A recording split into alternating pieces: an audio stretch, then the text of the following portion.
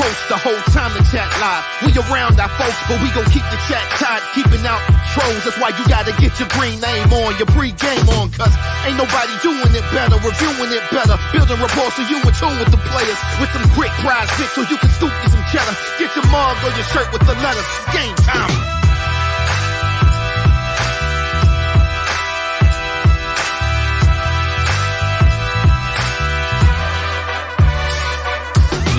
Yes, indeed. War Eagle to each and every one of you jumping in on the post game to chop it up with us to talk the final outcome. Auburn prevails over the Samford Bulldogs 45-13. But before we get into that, shout out to a few of our sponsors, starting with Prize Picks. Appreciate them for helping sponsor our game day shows and lives. Also, special shout out to Vintage 2298 Restaurant in Auburn. If you're in the Auburn area, please stop by, one of the best steakhouses around. And Rogue Shop. Please be sure to visit rogueshop.com. Use code RAPPORT for all of your supplement needs. I'm in here, guys. Be sure to share this video with your friends, fellow Auburn fans, family, co-workers. Smash that like button and subscribe if you're new to the channel. I'm going to go ahead and bring in B. Will. B. Will. We just finished watching the second half. Auburn outscores Samford Bulldogs 28-13 in this game. We were wrong in terms of not 28-13. 28-13. 28-13. It was 45-13, but they outscored them 28-13 in the second half. Oh, you said in this game. You missed in this game. Okay. Yeah. Appreciate that. Yeah. We were wrong about the total yards. The weather held off. Auburn went over 500 yards. Tell me what you saw overall. How would you sum it up? I know a lot of some people weren't around for the halftime because that was insider. So what I can say is that we weren't thrilled about the performance up to halftime, but we did see the positives. You saw what looked like Peyton Thorne starting to settle in, and then when he came out for the second half, that continued. He made the right read on the run pass, and the right read most of the time seemed to be run, and he's running it effectively, which is what you need to see. A guy who can throw accurately, of course, is great. Being able to run the run pass option with some threat of the run is what you need if you're going to run it. He does have just enough of that threat. Now, I know this is Samford, right? The defensive ends against Texas A&M are going to be faster. The linebackers are going to be faster. The defensive linemen are going to be bigger. And so there'll be less room to run. But these were the right decisions. He was not forcing it. When he did throw it, it looked like it got to the right person. It looked like it was the right decision, and he was making the right play.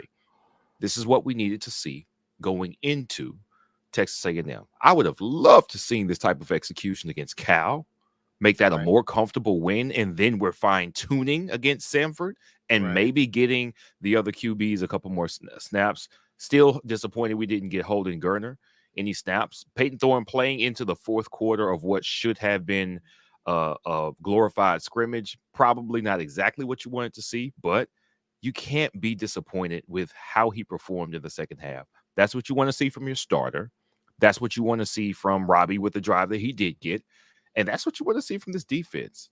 We gave up the 7 points on defense at the end there, but it was mostly due to the muff on special teams. We know Keontae Scott was out of the game for the 2 times that the ball was muffed on special teams. One we lost, I think that was Javarius Johnson, and one we kept, we jumped on. We muffed, but we didn't lose it. Yeah.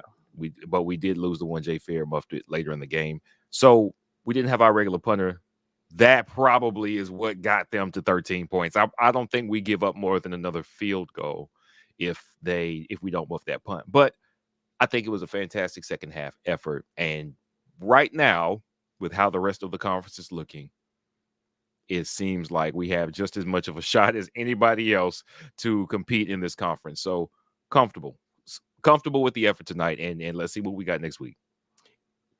Yeah, I agree with you. I think best case scenario would have been Auburn looked efficient offensively. You don't see Peyton Thorne in the second half at all. But if that was the case, we would have probably gotten a better offensive output last week on the road against Cal. Right. This was a game for Auburn to really begin to dive into the playbook and really test its passing game. And with that, you were going to see some positive things. You saw some negative things. I think you saw enough for this coaching staff to clean up, but obviously Samford was committed to taking away the running backs and daring Peyton Thorne to beat them, whether he pull it and run or just throwing the football. And the coaching staff made the adjustment. Peyton Thorne knew to go out. Hey, I'm finna run the ball on them. I want to pull it and show them that I can run the ball. And we saw some athleticism. Again, I agree. Against SEC competition, I don't see Peyton Thorne rushing for 123 yards. Right. You could surprise me. I see that. Yeah. Also, I need Peyton Thorne to learn how to slide. We need him long term as well. Yeah. He doesn't need to be taking that many licks. This is a long season ahead of him. So I was pleased with what I saw. Again, I think the things with him trying to force something to happen, I think that can get coached out of him by next week. And I think this coaching staff should feel good about what it saw from Peyton Thorne today in the passing game. 10 guys caught a pass, B. 10 guys caught a pass, led by Jay Ferry, had the most receptions, followed by Fairweather. He had 4. How did you feel about the distribution in terms of pass? It was excellent. The distribution was excellent. The number of wide receivers who looked ready to play. They looked like they had accepted the challenge from Hugh Freeze is what it looked like. And these guys looked sharper. I thought the quarterback and wide receivers looked sharper. Peyton Thorne looked sharp when he made the right decisions, and the wide receivers looked prepared. I don't remember seeing a drop. I'm trying to remember if I remember. I don't think we saw a drop from the wide receivers, and that was excellent. He did. Who was I thinking? We lost a tight end. We lost a couple of guys. A couple of guys went down. Keontae Scott was one of them. We said that. Luke Deal went down. Luke Deal went down. Xavier Miller went down. I don't know what their status is. It's a little disappointing to lose your depth on the offensive line. It's also a little disappointing to lose what is a consistent blocker in Luke Deal. But I'm sure they'll find a way. But everybody caught something. I mean, Jake Fromm. That's Jake Fromm. What's his name? Tyler Fromm. Tyler Fromm. That's his brother. Jake from Jake Fromm. At Georgia. Yeah. So I'm still encouraged by how we looked like we were in sync. Now, I would ask, do we look like world beaters even with the offense working? Not necessarily. And maybe that's something. It's kind of really hard to look like world beaters when you're just starting to find your footing. That's the thing. If you were to ask, well, are you impressed with this offense? Impressed? No, but am I happy it's actually looks like it's working now? Yes. And where do we get, what's our destination if we start here? If this is our starting point right here, the Samford game, where do we end up by game 6, 7, and 8 once we've rounded into our true form? Right. And now we know who we are and we can battle out November for jockeying for position in the division or whatever it's going to look like. I think this is a good starting point. I'm glad more receivers were able to get in. They look like, true to his word, Hugh Freeze said, we got to get Jay Fair and Javarius Johnson more touches. They got touches. Johnson didn't get any passes thrown. I don't think he had a reception. I don't know how many targets he had, but I don't see him logged here as having caught a pass. You got him catching one? Was the attempt in the end zone that got intercepted early in the first half was the one where he was triple covered? Was that not Javarius Johnson? May have been, but again, he didn't have a catch in the game. Yeah, he didn't have a catch in the game. I thought he was targeted then, and that was him trying to get Peyton Thorne trying to get the ball. Okay. Probably, but he may have been targeted, but he did not record. I don't have him logged as a catch. I could be wrong. It may have actually happened, but I'm looking at the stats. I don't see him as having a catch though. Oh, okay. They're saying that was Coy. Okay, that was Coy. I thought that was the 6 on his jersey. That must have been the 0. That's why I was rounded out. So my mistake on that. Jay Fair is going to be the guy. He looks. That was one. It was very short pass, and he just ran around the edge so quickly. His acceleration is crazy. Yeah. I really like Jay Fair and his offense. Mike G's going to take that credit. I might not like Jay Fair on punt return, but that's not his normal job. So that's okay. We get him off the punt return. But the receiver room I think it'll take a minute. I think it will take a minute for everything to come together. You can have a definite Jay Fair and have a TBD on the other positions. I do think it was encouraging to have Coy Moore out there. Very encouraging to see him out there. Shorter getting involved, getting a catch because he wasn't healthy to start the season. Hooks looking like he may have been a little more in sync with Peyton Thorne. Yeah. You know what I mean, like it just needs time. It needs time. And Harvey's saying that it was Hooks that he was trying to throw on that first pick in the game. Oh yeah, and when he was crowded, I think that is right. I think it was Hooks. I think it was Hooks. He was trying to get the ball to because he was targeting him early in the game. Okay. So it was a uneven early first half of the game. All right, could have been better. He made some bad decisions. It resulted in some turnovers. If you take the whole game in context, the issue that you could have with Peyton Thorne is, but you're not going to get to just give the ball away in the end zone twice against real opponents and we be able to just smile at the end of the night. That's enough to cost us the game on the road at Texas A&M, at home against Georgia, on the road against LSU. So we need that second half Peyton Thorne for 4 quarters. We need that guy for 4 quarters, on time with the ball, sharp with the decision to run or keep, very decisive when running, picking up plenty of yards. Like I really thought he was going to get hawked down before he got to the half-yard line. I thought he made it in at first because they called it a touchdown. And I was surprised. I expected him to get again hawked by the secondary player, but he showed a little acceleration. He showed some acceleration for sure. He kicked in that gear after he did a little razzle dazzle coming out of the breaking through the second level. So so that was good. I think we gave opponents enough to see and think about to have a fresh canvas to work with when it comes to our appearance in SEC play next week. Okay, all right. Listen, I let's get to some of the super chats and some of the comments. I want to hear from you guys. I want to hear you guys react.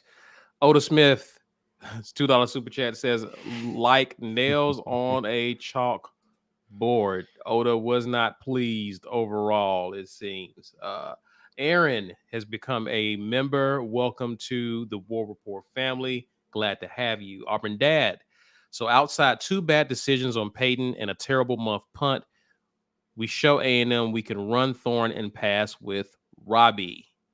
Yeah, I liked how Robbie ran the offense. They actually allowed him to run the offense, or at least parts of the offense. I liked how he was quick, decisions, got the ball out of his hands.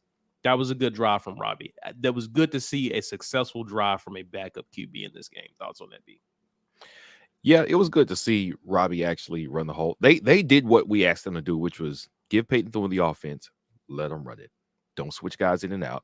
And even though it was limited snaps, they did the same thing with Robbie. Give him the offense, let him run it. Call the same plays for one that you would call for the other one. Because if it's a run pass option, the run option is always going to be there. So if they're going to play the pass, you give Robbie the chance to run. If they're going to play the run, you give Robbie the opportunity to throw it downfield. He had 2 quick completions to Coy Moore down the sideline. Both of them were accurate. And on the D ball, he was accurate. So that's what you wanted to see from him. We wanted to see that each game, not just the in and out of the game stuff. Give him the drive. And whether it was Cal or earlier in the season, who was our first opponent? I don't know why it slipped my mind. UMass, Cal, and this game. This is the first game they did it. This is probably how they should be dividing up, or should have been dividing up snaps.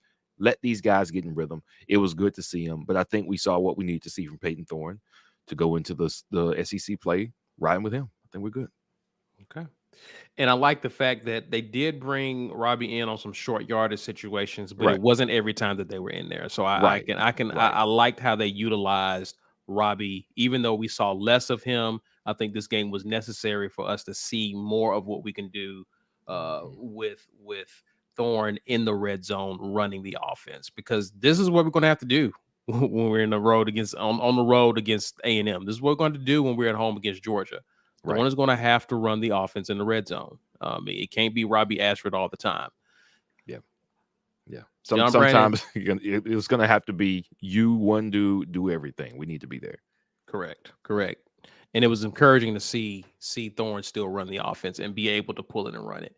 John Brandon says experience was gained, improvements were made, and I expect additional improvements to be made over the next few days with them watching the film. I want to watch some film as well to see what Ike's thoughts are in terms of the game. This should be a very interesting and more fun watch the film with Ike coming up. So members, be sure to be on the lookout for that. Ike's going to be busy over the next few days. Joel Beckham, $2 super chat, says over 500 yards, so you get $2 from me. God bless you, Joel. I will take that consolation. That's better than 0, right? Yeah, appreciate that. We didn't know the rain was going to hold off. Our answer would have been different. But yeah, 500 yards is great. Would have been different. Would have been different. I trust you, B, because you're in the Auburn area. You kind of got a feel for how the weather is. So it was cloudy. It rained earlier when I went out and dropped Ike off at the stadium. It's been raining all day. It just, I don't know. Glad it didn't. For sure. Fishing 247, $2 super chat. He says, shout out for Austin. My man ain't scared of a hit. He's a physical back. He's a physical back for sure. He was looking for the smoke. He was looking for it. Yeah. Aaron Finney says, I'm still concerned about the offense. I think it's fair to be concerned. Me too. Because this was still Samford. Right. But I was pleased to see that there wasn't dysfunction in the passing game. Right. I think that's was encouraging to see. I was disappointed again with certain decisions in key moments and not taking what the defense gives you, or just getting rid of the ball if there's nothing there. Outside of those two decisions, I was happy with the fact that they opened up the playbook, allowed them to throw the ball around. Thorne had 32 attempts. That's about what I wanted to see from Thorne in this game. Yeah, I think we all said that. 24 of 32, and outside of those two decisions, I was overall pleased. But again, those 2 picks make a difference in SEC play. For sure. That has to get cleaned up for sure. So I'm gonna grab one more here, and again, we'll see how they adjust with the offense. But we'll grab one more here. Otis Smith says, what I saw overall 2012. You down on this, man? I think, Otis not feeling it so far. We'll know a lot come next week for sure. I think this may be a bit premature to say 2012 because we know how 2012 ended. We only won 3 games.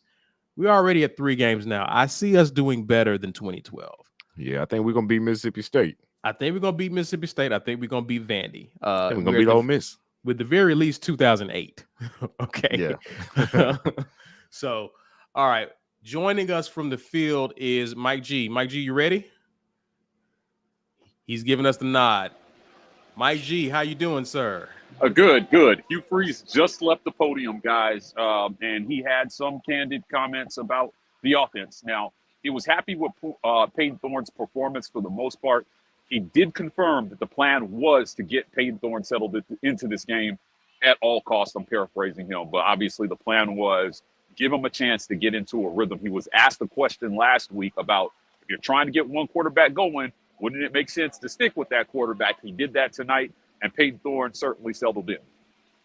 Yeah, talk about what were some of the questions in terms of, I guess, the picks that Peyton Thorne threw in the first half, and what were some of the corrections they made going into the second half? Was anything addressed in that matter? Yeah, to follow up on my question, Caesar, he talked about the first pick as being something that wanted to hit the receiver in the hands and kind of put it on the receivers. He called the second pick a poor decision, a poor throw. And so, the coach has to go back and look at the tape to make that assessment. I thought that the first interception looked forced, but a lot of people confirmed that it did hit him in the hands. You could argue whether he should have thrown that ball or shouldn't have thrown that ball. We'll look at the tape. I can break that down and watch the film for all our patrons. And the second throw, Shorter was wide open underneath route. Absolutely. If you hit him, he's running for a long time. So I think Hugh Freeze is happy so far with the progress that they've made. But as he has consistently done, he points to the turnovers and the mistakes and says that this is something that they have to get cleaned up headed into SEC play.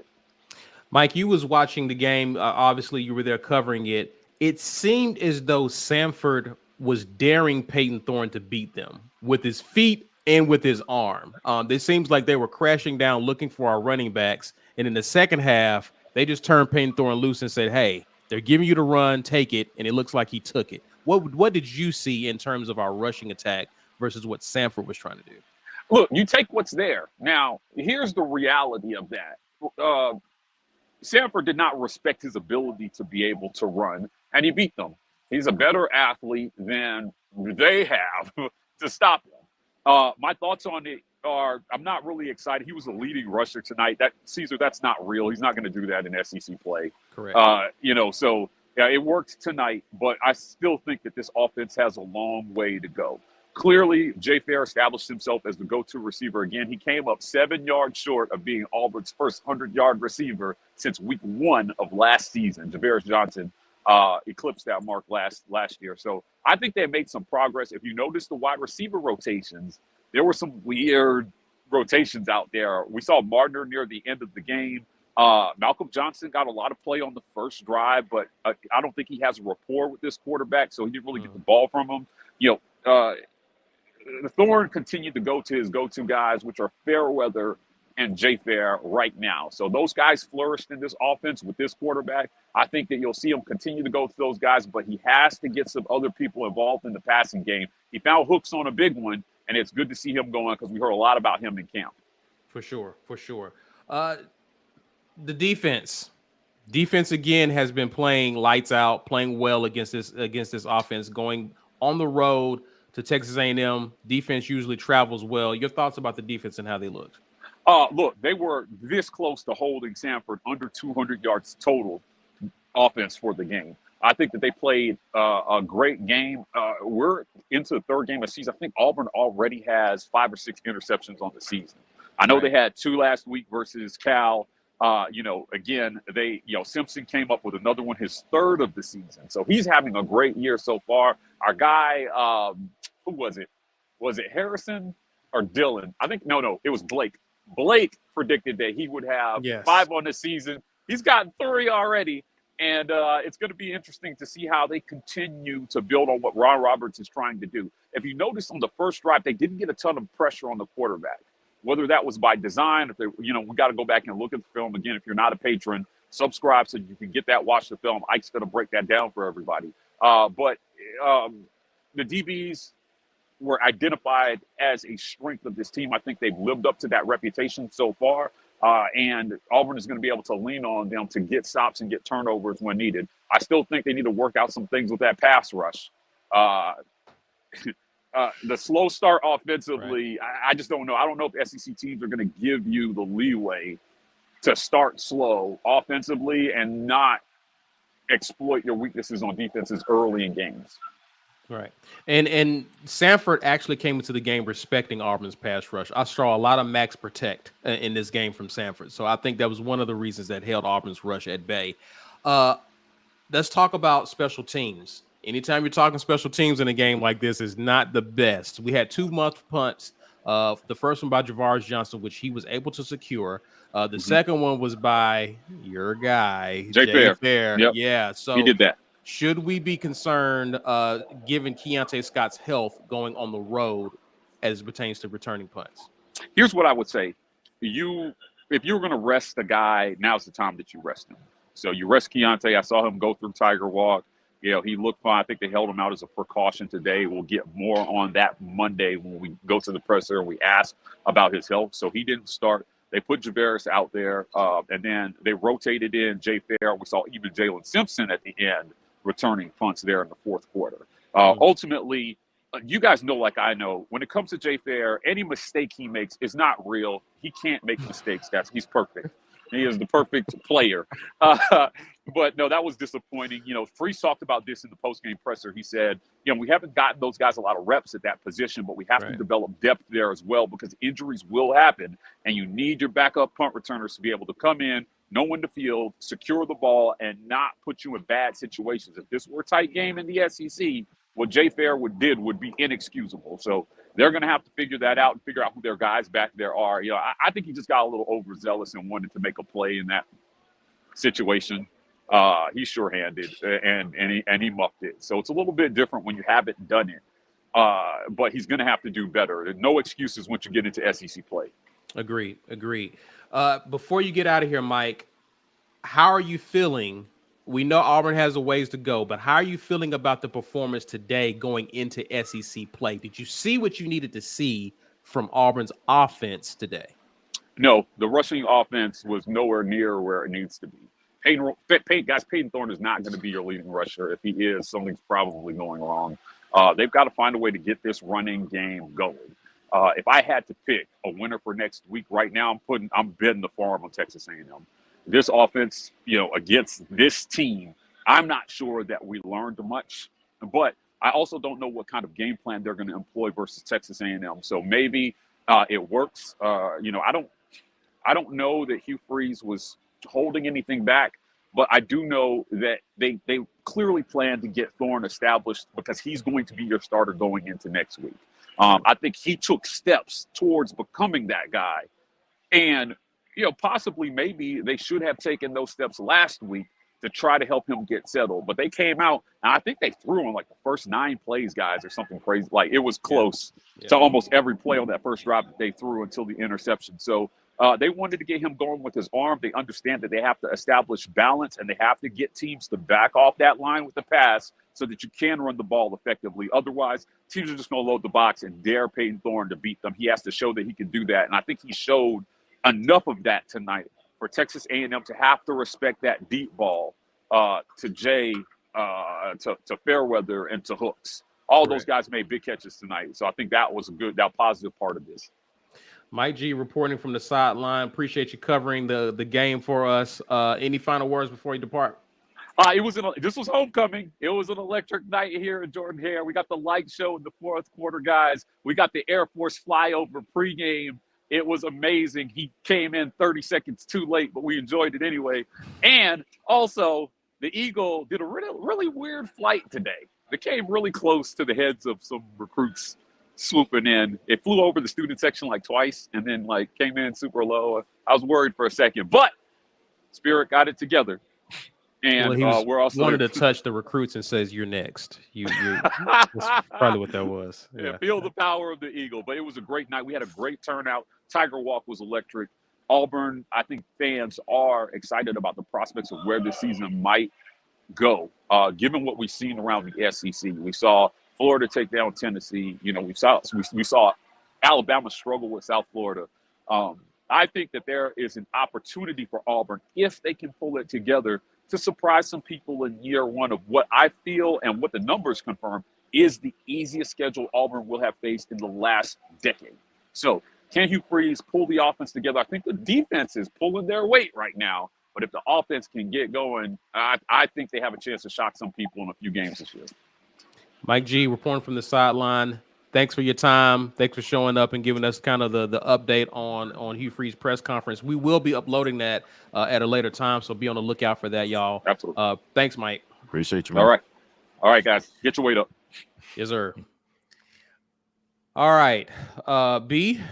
Yeah. Before we get into some more comments, thoughts about what you heard from Mike. His concern, biggest concern, he echoed a lot of what we said. He's concerned about the running game and the fact that outside of Peyton Thorne, it was pretty non-existent for the most part.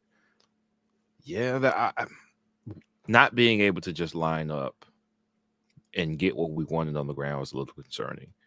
So Brian Batiste got in there and he had some good runs in the second half. I thought he moved the ball pretty well. Damari's runs in the second half were a little more fruitful, but Jarquez doesn't quite look like himself yet this season. Holding out the first game I assume that was for disciplinary reasons because of his offseason situation, but of course we had no confirmation of that because Hugh Freeze, just started back playing him. So we don't know exactly why he didn't play necessarily. We think we understand, but he doesn't look like himself so far. I don't know if it's because he didn't start the season as RB1, pressing when he came back last week, this week trying to make up for what he didn't do last week or whatever the case is, and then he seems to have tweaked his ankle somewhat. Mm-hmm. Glad that we're deep at running back, though. Cobb has looked good when he's gotten there, but there wasn't a ton of room for Cobb either. So no, 4 carries, 3 yards. Yeah, that's not like we haven't looked unstoppable running the ball. And I think that we thought that we would be better at running than we have been so far this season. I mean, just straight up, if I'm our guys versus your guys, we should win. We're not talking misdirection. We're not talking trick plays. We're talking just let's go get these yards on the ground right now. And we haven't been able to get it when we want. So I don't know what to think of that so far. the only cure of making more room for the running backs is to show that you are competent passing. So they have to respect it. They have to play your receivers a little more and make some room by keeping a safety or two back. If you can do that, hey, you got a shot to run the ball. And I think that we can show enough passing to where we make some room for our running backs. But also, I think we did that though tonight, though, right? I mean, well, this is one game against Samford. I don't know if this is the proof that if you're a defensive coordinator in the SEC, do you look at this one game and go, that's it. Got to pull the safeties out the box now. I don't know if that was it. But I guess what I'm saying is if I'm the defensive coordinator for Samford, I'm not putting 7 in the box after they clearly showed that they intend to throw the ball this game. The times that we did hand the ball off, wasn't getting a lot of push. Even on the short yardage situation, I'm expecting our guys to win those battles. We lost some of those battles, B. We did. So that part to me is concerning. Right now, I would say I'm probably going to, whatever my base defensive formation is, if it's 4 down, 3 linebackers, I'm going to put 7. There you go. Let's see what y'all do. Let's see what you do. So I'm going to keep my secondary back and try to just gauge it. I don't trust us with the loaded box for sure, because we weren't able to blow Samford off the ball. And according to the broadcast, Samford's actually like a good FCS team these days. I'm not sleeping on any lower quality. We look at it as lower quality, but any smaller programs, they can get it going too, man. If they were in the semifinals for the FCS playoffs, I guess what they were saying. So they have good players. They understand what they're doing, but you still shouldn't have trouble running it on Samford, dude. Like you should not. So if I'm looking at this game, then I play base straight up, or I force you. I would probably say, all right, well, I'm not going to disregard your run game because I know you have talented backs. Let's go ahead and get on top of those guys, and let's see if Peyton Thorne can throw some pretty passes. Let's see if these receivers can get to the right spots against us. I didn't see Peyton Thorne under a lot of pressure.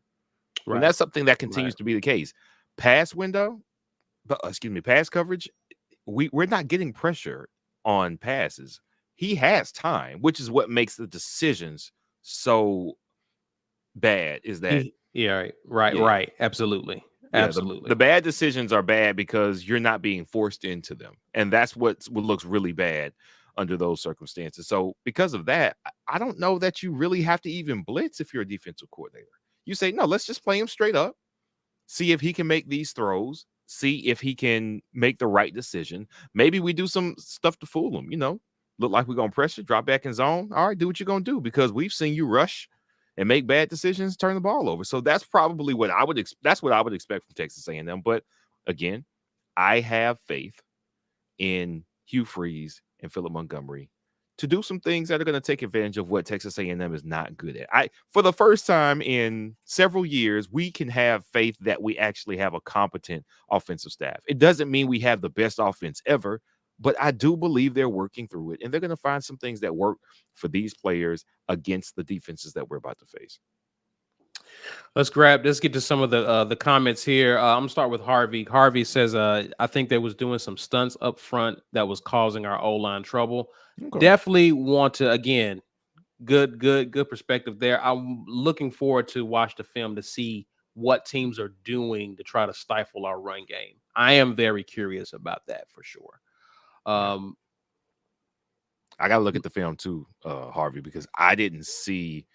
I mostly only look at where the ball is on when we're on offense. So I didn't look at what their defensive line was doing unless they actually penetrated and broke through our offensive line. So we will see. I'm looking close at that film for real. And they were playing downhill when they read run, and I think that's why a lot of some stuff opened up in terms of the double pump. Like they were playing downhill very aggressively, especially if you were watching the Cal film. Yeah, you're taking away anything short. And I think that's what opened up Shane Hooks to be wide open downfield. A few other receivers open downfield. Eric Pearson, 75% completions and over 280 yards plus 123 on the ground. Peyton ain't too bad. War Eagle. Hey, Peyton had a good stat line. Yeah, he had a good game, but he should have a good game like this against Samford. Right. He should have a good game like this. So I'm happy to see that he had it. Again, if he didn't have it, we would be really, really worried going into College Station next week. But again, I'm happy to see that from Peyton Thorne. He needed this game, especially with us opening up. And that has to give him some confidence, I would imagine. Christy says that second half was solid. I think we need to sit back and let Hugh Freeze do his job. I feel confident with the growth. Thoughts on that, B. Will? I think we've seen progress from game 2 to 3, and that's important. We played better competition in game 2, so we want to see some improvement. We saw some improvement. The early interceptions were the thing that would be stuck in anybody's mind, like, oh, you look great for 2/3, 3/4 of that game. Right. But neither one of those interceptions had to happen. Hopefully that's just a blip on the radar and we're getting more into some rhythm. Maybe without the interruptions of the drives, bringing Robbie in mid-drive, maybe that helped. That helped settle him down and helped get him comfortable. And hopefully we're turning the page is what we hope. This was not a one-off situation where, hey, we had a really good second half. I don't want to do it. Bad mistakes, a couple drives, good play for the rest of the drives next week. So hopefully that's what we're seeing here. Ben Bloodworth says halfway to bowl eligibility. Yes, we are. We are. Yes, we are. I'm happy to be 3-0. Be even happier with 4-0 next week. More on that. Jeffrey, appreciate the super chat. He says we have been playing. We have been playing Vanilla O week 1 and 2. We had to have been playing Vanilla O. Well, we just wasn't. Yes, that is correct. We were playing very vanilla, but we just wasn't opening up the passing offense. And I think you don't want to unveil a passing offense for the first time if you don't have a proof of concept that you could do it. That's just setting you up for disaster. So seeing them actually go out and execute, it was good to see. If you're going to make some mistakes, make it against Samford, clean it up for A&M. Obviously, with better competition, they want to force you more into certain mistakes. And it's obvious teams are going to want Peyton Thorne. Again, the goal is to make Auburn beat you through the air, not through the ground. So obviously, you're still going to see teams trying to take away our backs and force Peyton Thorne to beat them. So we're going to be opening it up, but at the same time, it's going to be a chess match. You know, Hugh Freeze says he likes to hold on to some things in the second half. So it's going to be curious to see the type of coaching and adjustments, the counter punches. We talked about that a lot last year. The counter punches that we make to what A&M does, given our QB situation and our new offense. So I'm curious to see how they call the game. Fair. That's fair. Jamal Pye says Jaquez is better RB2 or he's just rusty. Yeah, I'm sure he's somewhat rusty at the very least as part of it. But I mean, this is different. We talked about this pregame. I want to say it's different when you are the star of the show and the entire defense is like, hey, stop 27. You see 27, go. Don't even worry about the pass. You see 27, you go stop them. That's what they did to Tank. And everybody was like, oh, Jarquez is better. Jarquez is doing his job very well when he gets in the game, but being the first running back on the field is a little bit of a different dynamic. And we've seen that so far. Our run game didn't look great with anybody in there, to be honest with you. So I don't know if tonight was an indication that Jarquez was rusty or our offensive line isn't quite finding us enough room yet. We're used to Jarquez making a lot of yards out of nothing and making a lot of guys miss. So yes, it's a little difficult not seeing him thrive back there behind what we expect. And I still think is a better offensive line, but I don't think that's about our Jarquez being a better RB2. I think he's an outstanding running back, period. So I expect them to get it going here as we get to SEC play. Jarquez was still the leading rusher outside of our QBs. He had 11 carries, 37 yards. He averaged 3.4 yards per carry, which is not good in a night like this, but the guy with the highest rushes outside of our QBs was Brian Battie, 5 carries on 21 yards, averaging 4.2 yards per carry. Obviously, they were trying to take away our running backs. So, again, if I'm a coaching staff, I'm looking at that. I'm trying to figure out. And, again, we need to assess our O-line and seeing what's going on there. Too tall, did not return to the game. I'm happy to see that he walked off on his own strength, but I don't know if he's going to be available for next week. That remains to be seen. But again, they're going to have to kind of assess the push that they're giving, especially when we get in short yardage situations. It's disappointing because I felt that was going to be a given, seeing as how encouraged I was with how our O-line was getting a push, and we was hearing some things in scrimmage, things we saw in the spring game. We were getting a push that we were not accustomed to seeing our O-line do last year, at Right. least through the first half of last year. So it's disappointing to see that tonight, that we weren't able to get the push we needed. So I'm curious to see what they do to adjust. But it wasn't just Jarquez who was struggling tonight. A lot of our running backs were struggling. Right. Yeah. To your point. Oda Smith says, I love our Tigers. We have some work to do. Agreed, Oda. That's fair. That's fair. Agreed. That's fair. Joshua Jordan, appreciate the super chat. He says, I think Thorne showing his running ability will help with the defense keying on our backs. It'll be there for him. It will be there for him because he's less scary to let run than any of our running backs. So you key on the backs, you give Thorne those 4 to 5 yards, 3 or 4, depending on how intentionally you want to play that run. Yes. And you make them throw it. So if they believe, I'm trying to think about all the quarterbacks we've seen play over the years and go, he's going to give you a couple though. We said that about Jackson Dart. We've said that about Joe Milton. All right. Said that about Kellen Mond when he was still there. And the best games that these guys have, in spite of that expectation, is he played okay, but he didn't turn the ball over.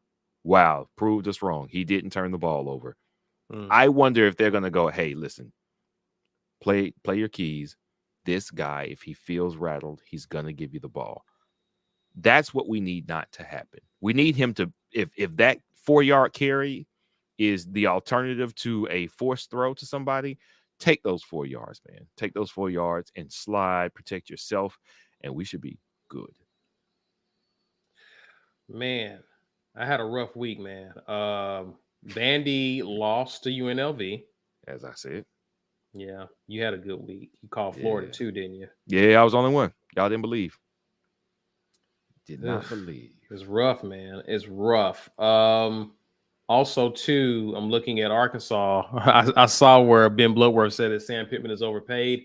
They're trailing in the fourth, less than 3 minutes left. I was tight. 38-31 to BYU. BYU has the ball. If BYU looks like they're driving too. Yeah, it's about to be over. With that said, B. Will, Donovan says every game looks winnable except maybe LSU on the road.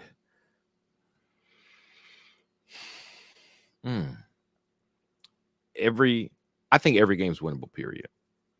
I don't want to get too caught up in what we saw LSU do today to what I think is a very bad Mississippi State team. They're a very bad team. They're not good. They didn't look good at all. It didn't look like, oh, well, they look like a good team, but they're making mistakes. It's like, no, Mississippi State just didn't look like a good team. So I don't think any game is out of our reach, but that we also take into account, well, what if everybody on our team plays to the best of their ability? Well, yeah, everybody else, when they talk about their teams, they're going to assume that too. So we don't really know what we are. We're getting a picture of who everybody is as we now go from week 3 to week 4. We know what we can be, but this is the first week we feel like we've started to see the beginnings of what this offense can look like. I think we've got a good defense. I don't know if we have a great defense until we play a great offense and see how we do against them. That's the true test of whether or not you're great on defense. Play a great offense. What I don't know is how any of the other teams' coaching staffs can improve teams over the course of a season. All right. I think Hugh Freeze, being the offensive guy, can actually improve our offense, him and Philip Montgomery. I don't know if Mississippi State's, well, his head coach is a defensive coach, so maybe the defense can get a little better, but they gave up 41 today. I don't know what are you here for. You gave up 41, so no hope that they're going to get better. Lane Kiffin's team looks mediocre for half a game, and then they kind of pull it out, and they've only played teams that they are significantly more talented than. I think that's a game that we can get. I think that's a win. Vandy is bad. Okay. Vandy's not good. We're going to beat Vandy. Everybody else on our schedule, well, Arkansas is obviously not great either. They're fighting for their lives against BYU. I don't know, man. Everybody might be beatable, but Georgia takes the first half off of almost all their games so far this season. So yeah, that doesn't look like we're going to, if we don't beat ourselves, we stand a chance. And Bama looks awful. It's great. I'm so excited. Bama looks so bad. I can tell y'all I got like 1 or 2 texts from my guys, after that halftime. They're very disappointed. The Bama group chat it's really great. It's fantastic. LSU looked the best this week, but I don't want to take that to mean that they are the best team so far that's on our schedule. We got a lot of times for things to change. I think that's a fair point. They did beat up on what I perceive to be this is going to be a rough year for Mississippi State. Mm-hmm. And I thought the biggest mistake that the OC made, and I understand you're trying to establish it's a tough decision as head coach, but Will Rogers has only played in one system. Right. This is his last year. Let him just air it out. Yeah. Let him air it out. Like he doesn't look like the same. It's a completely different offense. He doesn't look like the same QB. Yeah. So this is gonna be a transition year for that team for sure. That's definitely a gettable. But I had that in my boss column. I had Mississippi State in my boss column. I'm still trying to make up my mind about Ole Miss though. Ole Miss is suspect to me. Yeah. They always they're suspect, but we'll see. We have that game at home, so I like our chances there. But yes, I'm keeping an eye out on Ole Miss for sure. All right, Jeremy White, we appreciate the super sticker there, sir. Joel Beckham with a $2 super chat says breaking. Mike G bets farm on Texas A&M. Mike G yeah, I'm not with Mike G betting. No, what am I saying? Because we don't look great doesn't mean that they are great by comparison. I'm not willing to go there. Our defense will have a say in that. And it's true that what took A&M down was a very concise and deliberate passing attack from Miami. I didn't see anything from Miami's quarterback that we couldn't also replicate. Right. I didn't see outstanding outside the pocket, one hand sling it throws to receivers who are making amazing catches. I saw a very deliberate. They knew where to go with the ball. The plays were drawn up beautifully. If you take that and you draw some weaknesses from Texas A&M's defense, you use your personnel to recreate some of the same advantages for your guys, disadvantages for them. I don't think it's anything that we could not do. And I'm not sure that our defense isn't a little bit better than Miami. So we shall see. We shall see what type of. I want to see what the line is on that. I can't wait for them to put that line out. Okay, I'm pretty sure A&M is going to be favored in that game, though, for sure. Yeah. Charles Allen says, "How about those wheels at QB? You surprised at the wheels at the Peyton? I was surprised at some of his breakaway speed when he got off the field. That's what surprised me. I said, oh, like I said that out loud. I said, oh, really? Look at that. I mean, because it's either a safety or a cornerback that you're out there trying to chase. That's trying to chase him down, and he outran. I mean, he hawked him down at the very last second. But I expect 10 to 12 and down from Peyton Thorne. That was a 30-something. That was a scamper. That was a certified scamper. That surprised me. I was impressed for sure. Yeah, for sure.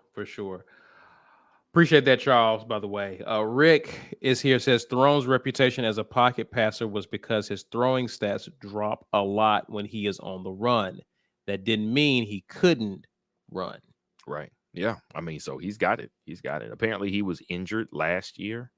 He had a lower leg injury. Nothing that it didn't keep him from playing, but it took just enough away from him that he wasn't quite as dangerous on his feet. So maybe that was part of why we didn't see more of it. And then he had an outstanding running game the year before that. So maybe he didn't have to do it as much. So for whatever reason, we didn't know he had this much athleticism, but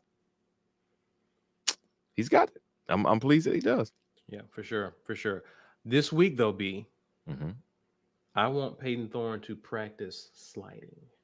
Yeah, he's got to get down. Like, he's rolling over other players, like getting straight up tackle. Like, hey, man, get down. They're falling on top of him when he falls. Like, I need you to slide. I need that to be a penalty when they try to tackle you.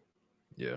Okay. I need that to be an additional 15. So that's my only critique in terms of Peyton Thorne in the running game.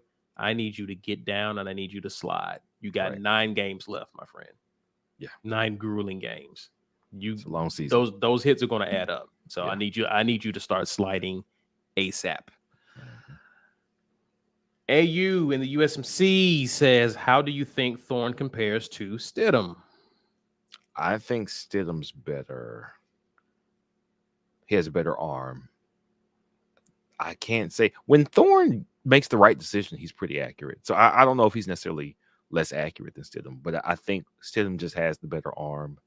And when it was working, it was working. He has been protected fairly well throwing the ball. Peyton Thorne has. Again, he's not under pressure or under duress when he's making passes, and he's making the right decision to run. Stidham has some sneaky wheels too, though. Now, I don't think he had the speed that Thorne showed tonight on that long run. But I don't think their game compares because Stidham is more of a pure passer. I would compare his arm to what I've seen from Holden's arm with a little bit of time that Holden has been in games. So I think he's better along those lines. But Thorne's a gamer. I don't know if I saw the bad decisions.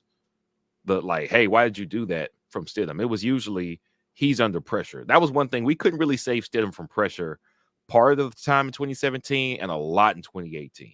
Right. He was under pressure. Pressure made him play significantly worse. If he had the protection that Thorne had to this point, I think Stidham was the better QB. Yeah. I'm more afraid of Stidham passing for sure than I am Thorne. Stidham could, like, if he had the protection that Thorne has through these, like, Stidham could be surgical, right? Yeah. Thorne breaks free out of the pocket and gets to the next level. I'm more afraid of Thorne than I am Stidham. Yeah, I think Thorne will hurt you a little bit more with some of those big runs. Again, it was almost like what's Georgia's QB last year? Bennett Stetson. It's almost like Stetson when he gets an open, because Stetson had some breakaway speed. He did. I mean, he showed it against us. Like he got an open field and you couldn't catch him. Yeah. So to me, Thorne reminds me a lot of Stetson Bennett in a way, so to speak. Yeah. Serviceable, can run the offense. He gets an open field, can hurt you. I think that's a more of a comp that Thorne reminds me of at this point, at this juncture. But yeah, Stidham, if you gave Stidham time and receivers are open, they were getting found. He gonna carve you up. Yes, for sure. Yes. I would be afraid of Stidham. I wouldn't be loading a box if Stidham is my QB. If is the QB. All right, I am Hop. Appreciate the $10 super chat. He says, what I want to see is more early explosive plays from the running back position. The lack of concerns me more than anything. I am Hop. You and me see eye to eye right now. Yeah. You and me see eye to eye. Yeah. And this is what Mike G was talking about. The lack of explosive runs from that position in a game like this is concerning, considering you've made the opposition respect your passing attack. Yeah. That's what's concerned. Now, obviously, 3rd and short, 4th and short, they know what you're going to do, or at least trying to do. Right. But still, you should. I would expect that Auburn to win more than what they did tonight. And I don't know how you fix that. I don't know how you adjust that. And again, I'm curious to watch the film to see what it was, if they actually was loading the box and had a lot of people. Was Auburn trying to run against a defense that had more men in the box than we could block? Yeah. Because even if it is Samford, that's a tough proposition. So I want to watch the film before I draw any further conclusions on that. I will say it's disappointing on a night like this to not see a 100-yard rusher who's a natural running back. Right. From our roster. That would be nice. Erica Ratney, appreciate you. She says we have to score at least what we had tonight to win going forward. If not, it's going to be an uphill battle this season because we didn't figure it out. Yeah. I don't know if we have to score 40. I don't know if we got to score 45. I think our defense is better than that. If we have to score 45, I'm questioning if we'll be bowl eligible. I'd be questioning that seriously. I wouldn't say at least what we had tonight. I think contingent on what we see Auburn march out there, right? Because again, your defense is playing well. I don't want another Cal game to where your defense is on the field, 34 minutes in the game. I don't want to see that. Not in our favor. I don't want to see that. Yeah. Right. So obviously we have to the turnover or the time of possession battle has to be even at a minimum. I don't want us losing that, especially as lopsided as it was. Then we may have to score a lot. Right. That means we're playing from behind in Right. that moment, because unlike Cal, I think these other teams that we play will punish us for losing the turnover battle like that. Agreed. I don't think we got to score at least that, but I do expect us, the days of us scoring 20 points, 14 points, that can't happen this year. Right. Like let's get to 27, 28, 31, somewhere. Yeah. Yeah. With those 17s, scoring 17, scoring 14. Embarrassing. We can't do that. We can't do that this year. Layton says, I've been praying on Bama's downfall since 2007. Glad dreams finally come true. It's been a long time. I've hated very hard in private and in public on Bama's team, on their organization. And sometimes I had to, squeeze water from a rock, trying to find something to hate on. But, now the floodgates have opened, and it's plenty to work with. Do you think they're going to figure it out?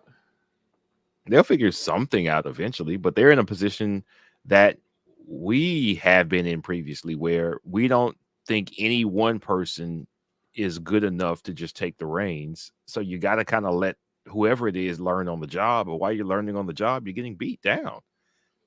Right. It's a terrible position to be in, which is why I'm very glad it's happening to them.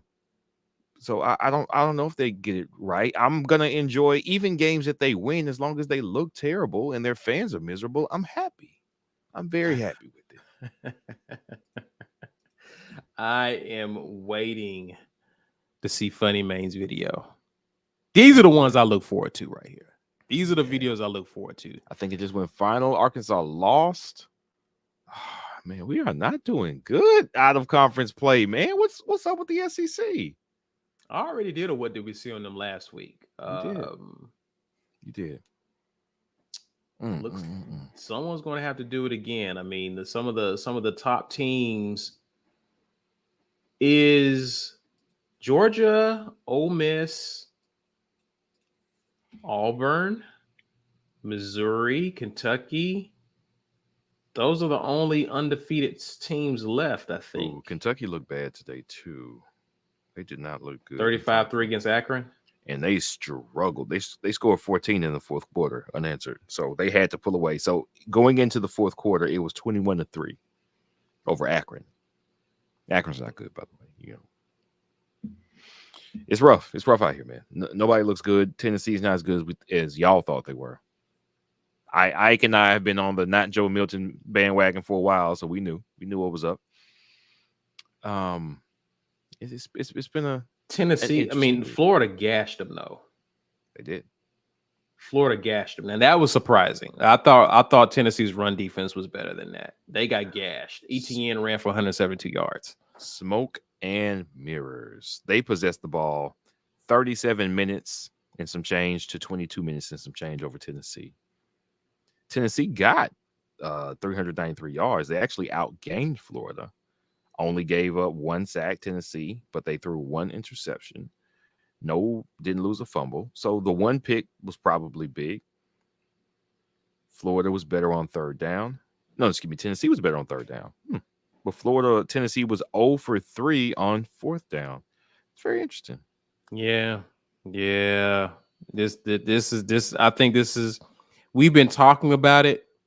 I think this is it's official. This is a down year for our conference. We're saying that, but Florida State almost lost to Boston College, and buddy, Boston College went for 2 twice. They didn't have to. That could have been a tie game at the end of regulation. Boston College is not good. I think college football in general, we're starting to see parity is what's happening. We're seeing parity Transfer portal means you can get better quicker. Bad teams can get better quicker by filling their ranks with players from good teams that they weren't getting player time, or from the level below them. You get the best group of 5 players, the best FCS players. You bring them on up and you give them a go, man, and people can actually be competitive. I mean, you see what's happening with Colorado. I mean, I know they're trailing. They were trailing last time I looked, but that's how Colorado become Colorado again. Yeah, significantly better. All right, last one, and we'll get out of here. Joel Beckham says fair squared. I like that. Jay and Rivaldo, how about those catches again? It feels good. Mike G pointed out Jay Fair had 93 yards receiving, almost had a 100-yard receiver in this game. Would have been special if we was able to achieve that. But it feels good to see the the passing attack open up. It felt good to know that we had a guy who caught 7 catches, another guy catch 5, another guy catch 3. Feels good to see that. Thoughts on that? It does feel good to see players making the catches that are thrown their way. That's number one. Players aren't dropping the ball. Yes. That's a really big deal. But for Rivaldo Fairweather to look as money as we thought he would be, that's a huge weight off my shoulders. Like, you mean we got a go-to player, somebody who we're going to scheme on a linebacker, and that linebacker will not be able to run with him.